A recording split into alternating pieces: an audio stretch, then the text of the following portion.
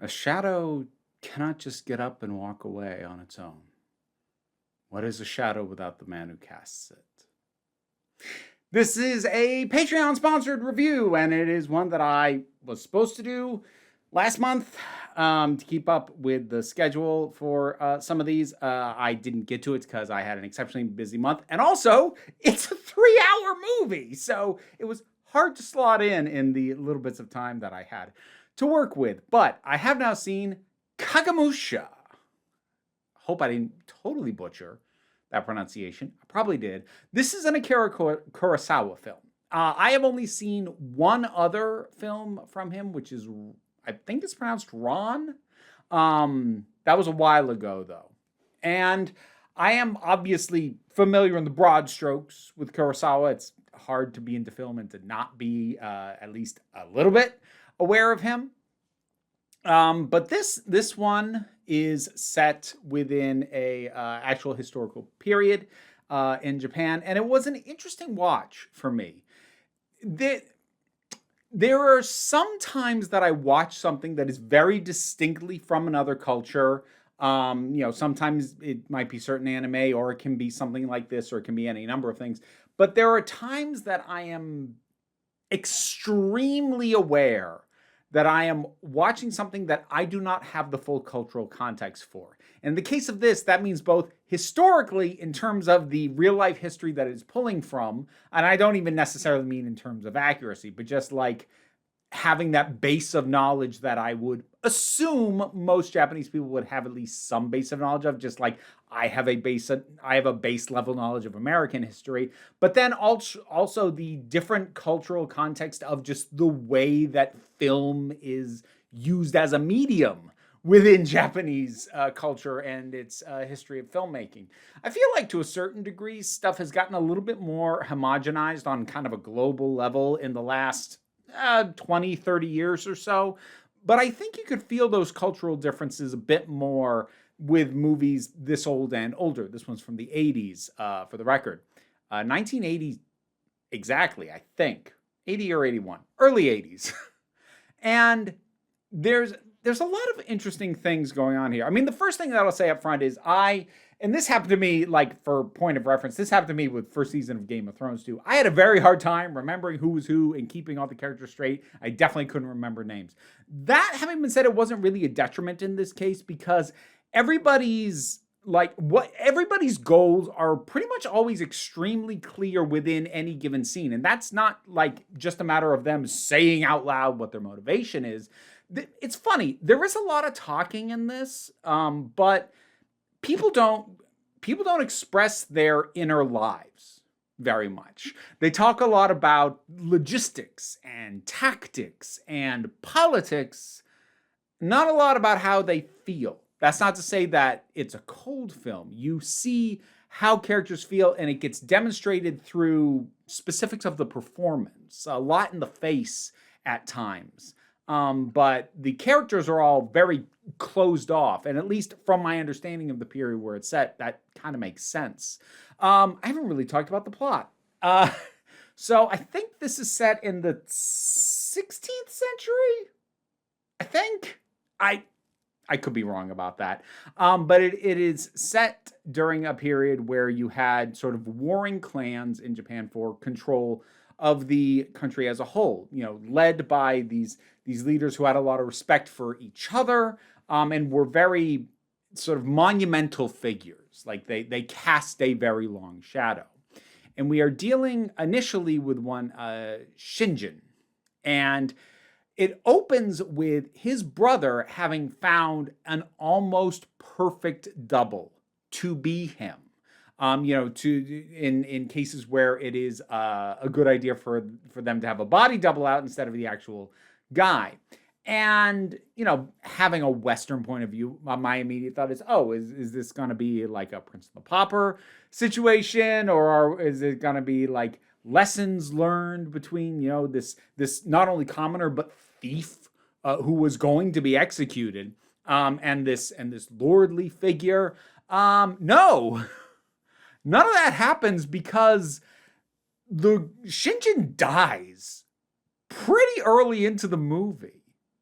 And one of his dying wishes, because he gets shot and then dies a little bit later. One of his dying instructions is to not let anyone who doesn't absolutely need to know that he has died for 3 years. And there is sort of his core group of generals who are aware that he's dead. His son knows. And his son is very bitter about the fact that they're going to pretend that the guy is still alive, because that means he doesn't get to be in charge. And this thief who has to continue to be the body double, he knows. And there's a few other people, but otherwise they have to try and keep up this ruse. And there's a lot of grandness to this. Like you can definitely tell Kurosawa is very famous for his imagery, and you can tell like there are shots here. Like part of what's really famous with this stuff, and it's not like there are never effects or never like a matte painting effect or anything like that. There are sometimes, and used very interestingly when they are. But for the most part, his thing is like, we do it for real. We do it for real, and I film it. So, when he's got hundreds of soldiers in full armor on horses walking in front of, a sunset, they had to do that. When they have hundreds upon hundreds of soldiers marching or on horseback or firing off muskets, they had to do that. But at the same time, you can tell where the limitations are. For a little bit, it kind of evoked sort of that golden age of Hollywood, that sort of Cleopatra, in the case of American films, almost kind of bloated production where like all this money was poured into these hundreds to thousands of extras and these massive sets and all this. But what's interesting about this is, despite the fact that there are definitely times where you can see the grandeur, you can see the scale of what was made, there are other times where you see the limitations. I think a good example is there is a war scene that opens with sort of a charge and like showing you these massive, battalions of people. And like, it's really intense. And you can tell these people were there. But then like, as the battle goes into nighttime, what you get instead are images of the generals illuminated by, the firing of weapons and explosions. And a lot more is done with the audio to indicate to you what is happening, because it probably would have been too much to try and show it. And it's one of those things where, while I suspect it was a decision partially made because of the limitations of the of what could actually be done, like they actually ran out of money producing this. I looked a little bit into the history. Francis Ford Coppola and George Lucas convinced Fox to pony up the last bit of the budget for this in exchange for the international film distribution outside of Japan. But anyways, while I do feel like a lot of decisions like that feel like they are born out of, a need to keep it on budget or try to, it still very much feels like what is done by people who are benefited and know how to work within their limitations, which is that you turn the weakness into a strength. You establish the size of this battle. You show us the armies, but then you focus on the generals, on the characters we actually know. We don't need to see this combat on a mass scale. Would it be cool to see? Yeah, sure. Don't get me wrong. But for the story that's being told, we don't need to.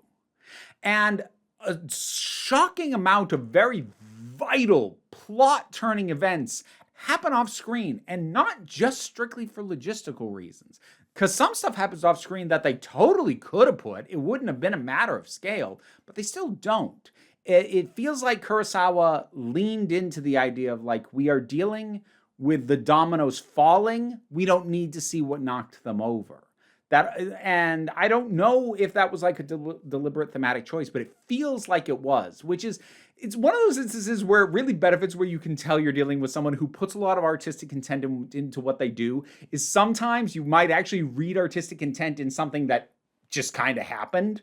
And that's not to diminish the quality of what you get. Sometimes you just get lucky and it just works out that way. But when you know somebody's an artist, you tend to give them the benefit of the doubt and say, I bet you did that on purpose. So while it was, I don't want to say difficult for me to get invested in the characters, it is, again, just a very different experience. A lot of Western films, especially more recent ones, which obviously I'm more familiar with, like I know classic film a bit, but it's not what I know the most about. Yeah, it's very rooted in people's inner lives and their emotions, whereas this is a story much more about the grandeur, the large scope, the how things look from the eye of history. The eye of history that will know what actions people took, but won't know and doesn't care what thoughts and feelings were in their heads. And that's not to say we never get any insight into anybody. There's a really great little monologue from Shinjin's brother after Shinjin has died that I kind of pulled a little bit for my opening thing. And there's some really interesting dynamics going on with the thief, particularly as he builds a relationship with Shinjin's grandson, again, after Shinjin has died. And there are these glimpses into these inner worlds, but this is a story of kings and gods. This is the movements of celestial bodies and mountains, like almost literally. Like Shinjin is known as the mountain. So like the actions that shape the world. That's what a story like this is about, and it's interesting for me to watch as somebody who like. When I'm naturally attracted to, and when I wrote my own novel, I very much deliberately avoided a story that did any of this. You know, as somebody who's very into the ground level, the unimportant people, the people who will not be recorded by history, small stories in a large setting. This is the big grand story in the big setting.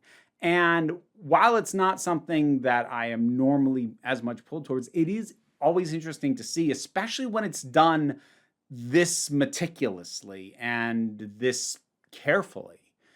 Like there is absolutely a sense of spectacle to it at times, but you can tell that Kurosawa isn't getting lost in the visuals. Like there are certain visuals that I have no doubt were a ton of work to pull off and look amazing.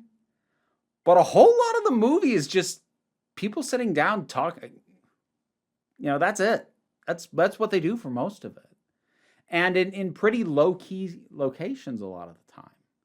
And so he's finding opportunities within this story to do the grand shots without letting this obsession with the visuals cloud over the actual story he wants to tell. I find all of it very interesting, if not something that I would ever revisit. Like, to be clear, I'm not a film student, but like whatever part of me would have liked to have studied film, this kind of tickles that part of my brain, just because of the skill on display. But it's not something that I'd watch, for fun. But it was worth watching. I am glad I saw it. I don't know how much more I can say about it. There's a little bit of meandering thoughts, but like, as I've said many times before this, I can only give you the perspective that I have. In this case, it's ultimately a fairly distant and uncultured perspective relative to the piece of work, but I do my best. Have you seen this? What did you think about it? Have you seen other Kurosawa films? Do you think this is one of his better ones? I don't really have a metric by which to gauge that. But whatever your thoughts are, drop something down in the comments and let's talk about it. Patreon pays the bills, and it is in fact how I was commissioned to review this particular movie. But even if you can't help me out that way, like, share, subscribe. Those all help. Don't worry too much about it, though. Take a relaxed attitude around here so you can come on back next time you need a break. And now to thank my highest supporting patrons: Robin Moore, Jared Boyce, Zubin Lutfula, Auntie Kate 808, Mira G, Angry Casperl, Dave Hall, Movie Turtle, Oliver B, Sean Miller, Welsh Wrestling Geeks, Melissa Pedersen, Mary Mello, Becky Sparks, Loki Eris, Tracy Scrabbit, Pal Barabajoggle, and Sir Didymus is my favorite. Don't worry, the rats are all fine, but my rat wrangler is not here right now, and I thought we could have Archie say hi. or not.